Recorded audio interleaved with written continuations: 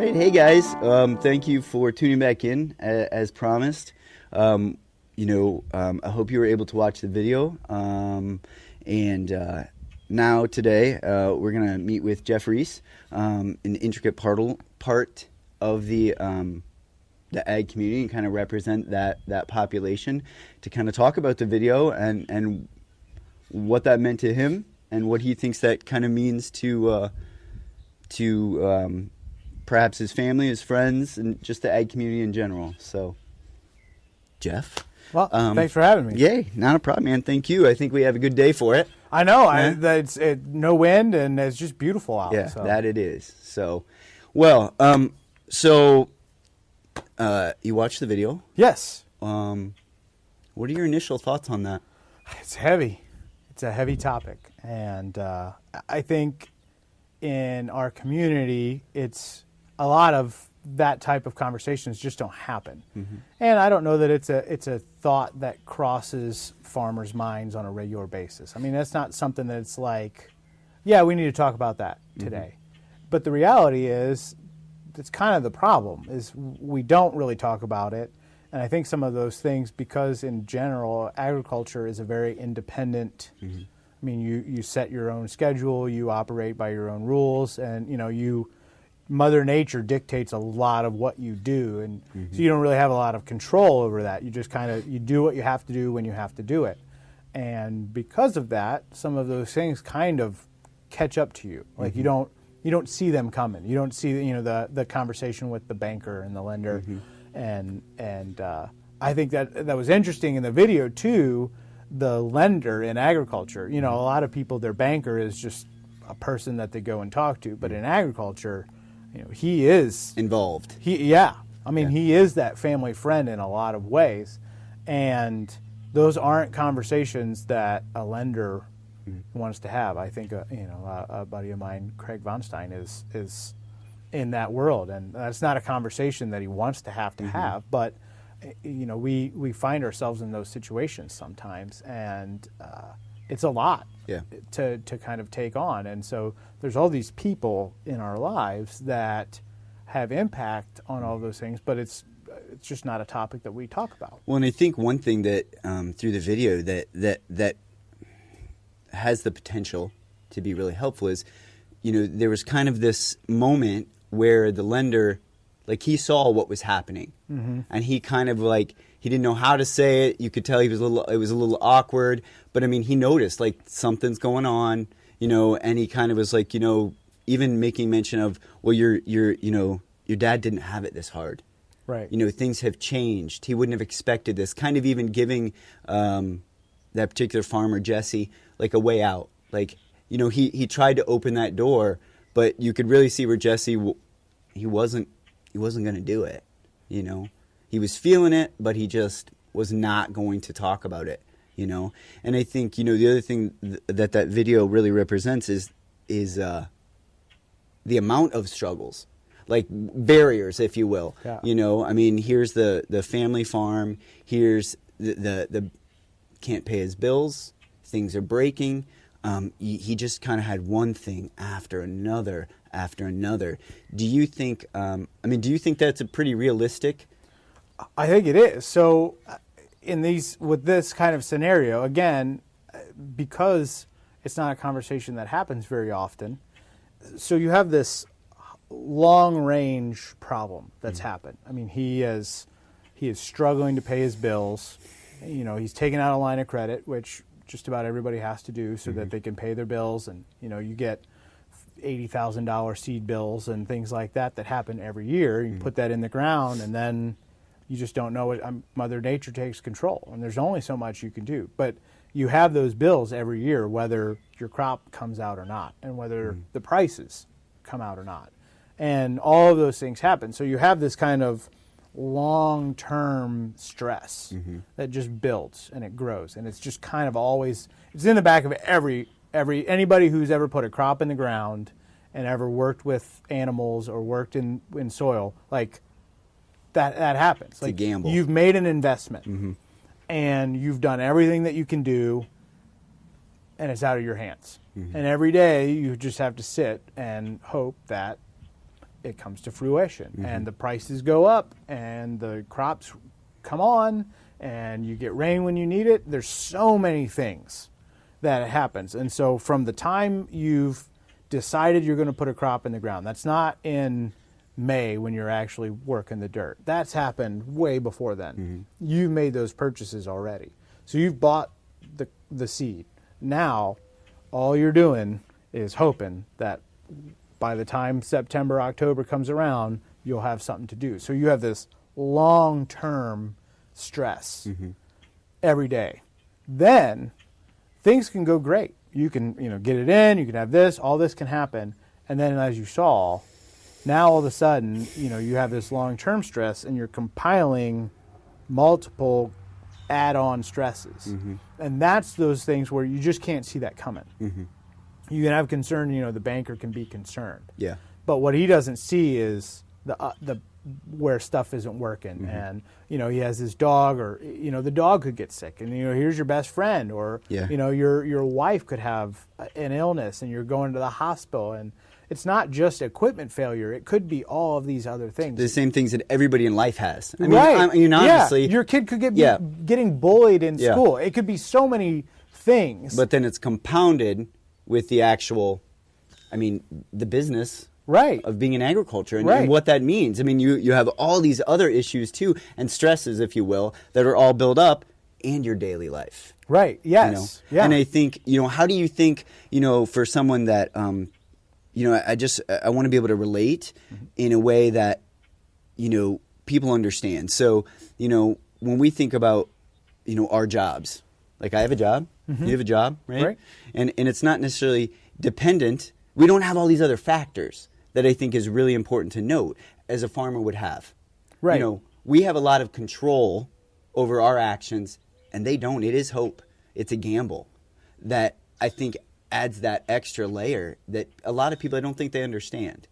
Well, right. And a lot of farmers have other jobs. And so they could have stress in their other job and then still have to come home and deal with all of those things. Yeah. And but I think particularly when it is your sole source of income, it is your sole livelihood for you and your family.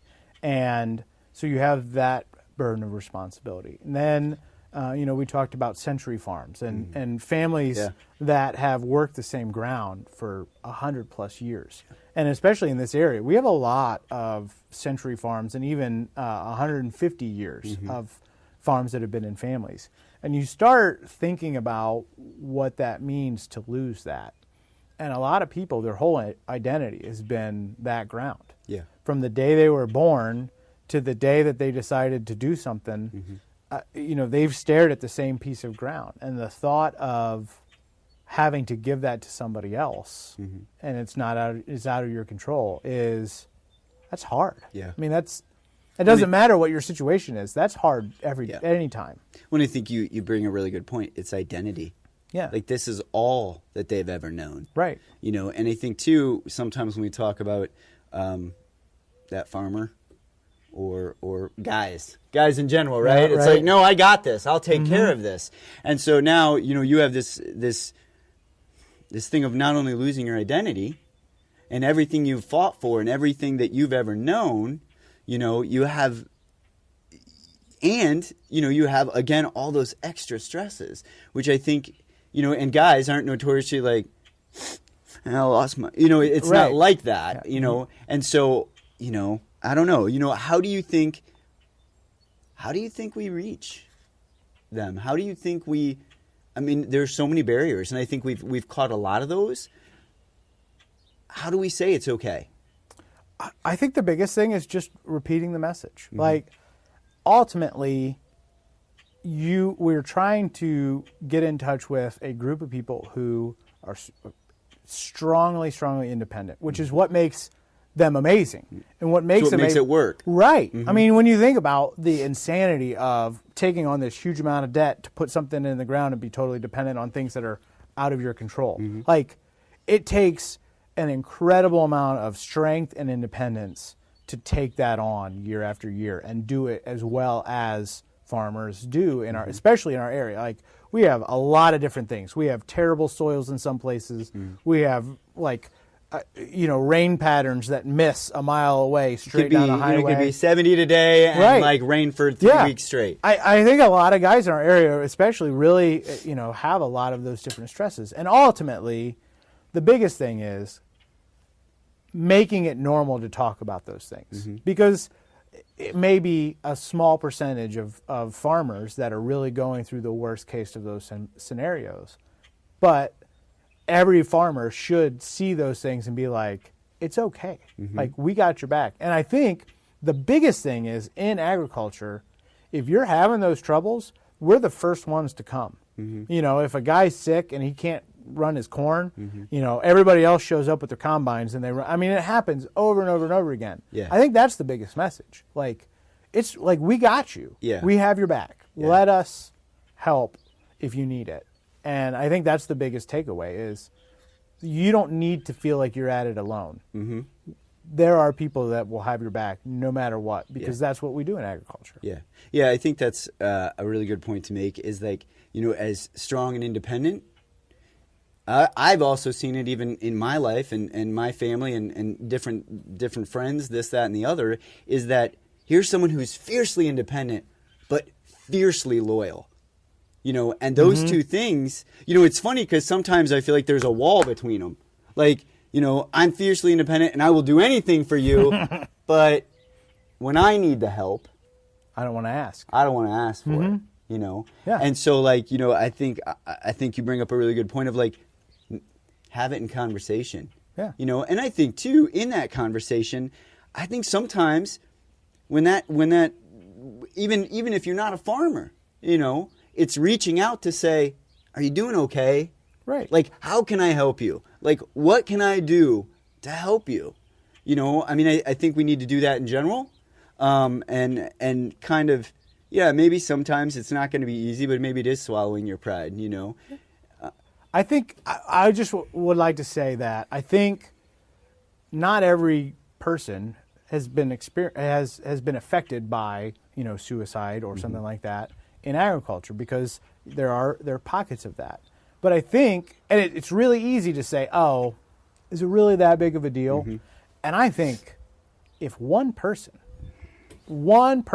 has that conversation and doesn't take that drastic measure and asks for help and and solves the problem, because that's what we do in agriculture. If one person in our area, which we'll never know, we may never know that person is impacted by this, but that's why it's important. Because if that one person hears that message and reaches out and asks for help, it's worth it. Yeah, That's worth the hitting the share button. That's worth the, hey, check out this video. That's worth all of it. Yeah. Because every one of those people matter. Yeah, every single one. Exactly. And it's, and I think we think of too, and I think, going back to the video a little bit, he didn't know what else to do. Right. He was lost. He felt he was so lost.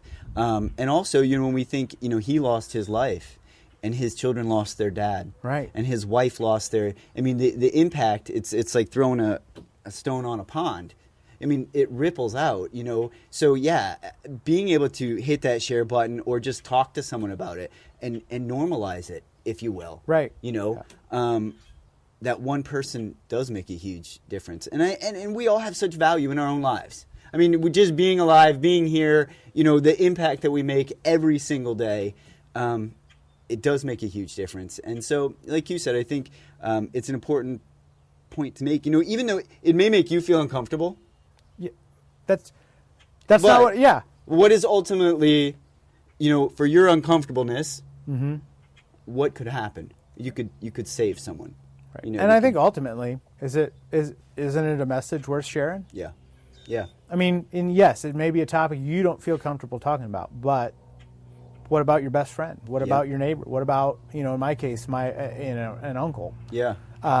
It's a message worth sharing, because ultimately we're a fiercely private group of people in general, and you just don't know. And so if they hear it one time and it helps alter some of their decision making, absolutely worth it. Yeah, for sure. Jeff, dude, thank you so much. Thank I appreciate it. I appreciate your insight. You guys, I would say, as you can hear, and I think we try to reiterate, like, just taking that small step, reaching out. If you guys need any assistance, if you need any help, don't know what to do, like, the link's at the bottom. We can help you. Sometimes that small reaching out, that small phone call, you can save a life. It's up to you, We need to all take responsibility for each other and looking out for each other and caring about each other. Thanks for tuning in.